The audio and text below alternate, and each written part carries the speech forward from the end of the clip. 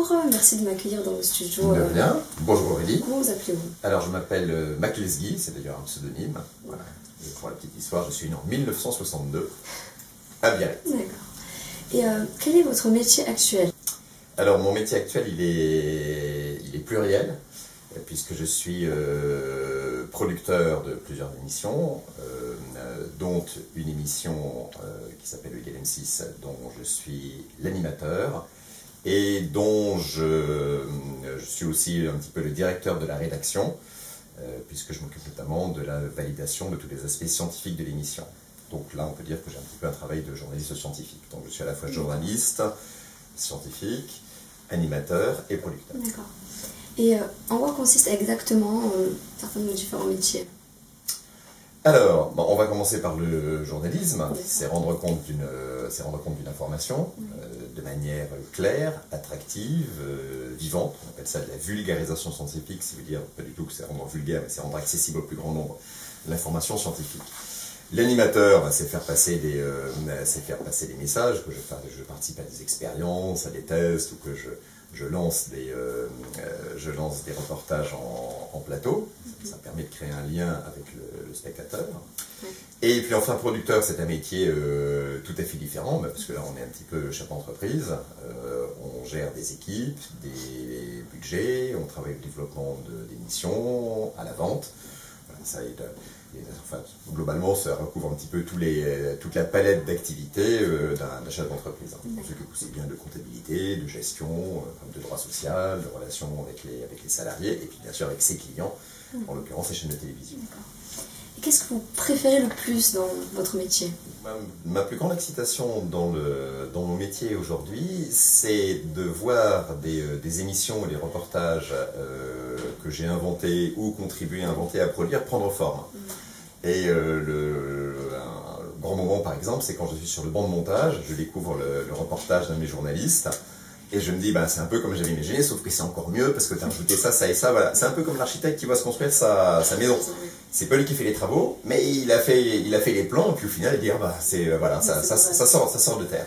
Voilà, c'est vraiment cet aspect création, enfin plutôt concrétisation de l'idée qu'on a eue, qui est très excitant dans ce métier. Et puis, il y a aussi une chose qui est quand même merveilleuse, c'est que j'ai un métier qui est extrêmement varié.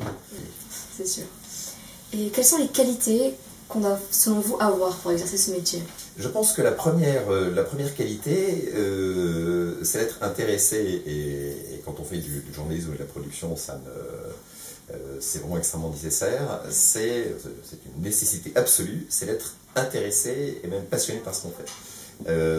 Moi je suis curieux de nature, la découverte me passionne, il faut une rigueur dans toutes les étapes du processus de fabrication des émissions. Vous êtes perfectionniste. Voilà, il faut être perfectionniste. Ce que vous allez faire va être regardé par des millions de spectateurs qui vont aller du scientifique à l'élève en passant par le retraité.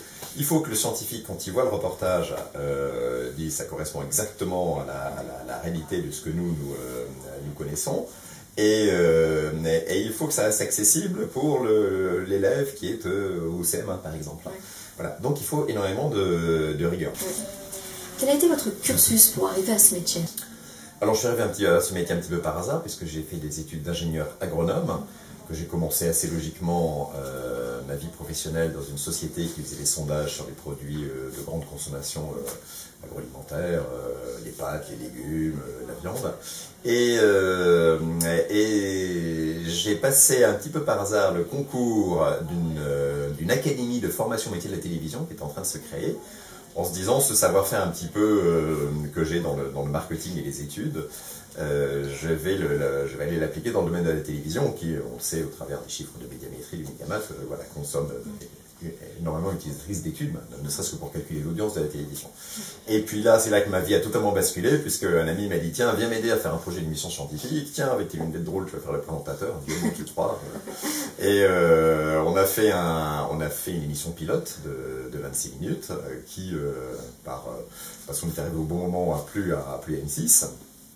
Et voilà comment je me suis retrouvé embringué dans une histoire dont j'étais d'ailleurs pas le moteur, et dont je pensais qu'elle n'aurait qu'une durée de vie extrêmement limitée, de quelques mois. J'ai dit, bon, on va faire ça pendant 6 mois, puis ensuite je reviendrai à mon métier premier, puis en fait, voilà, ça, M6 a re-signé une nouvelle saison, puis une nouvelle, etc. Voilà, je crois qu'on attend on a 25 ans, donc on est à la 26e saison. Voilà comment ma vie a basculé vraiment sur un concours de circonstances et un hasard. Parce que quand on a démarré l'émission, ce qui est amusant, c'est que donc on était deux, et ni l'un ni l'autre nous n'avions d'expérience et de formation en production et en journalisme. Et on s'est retrouvés journalistes et producteurs.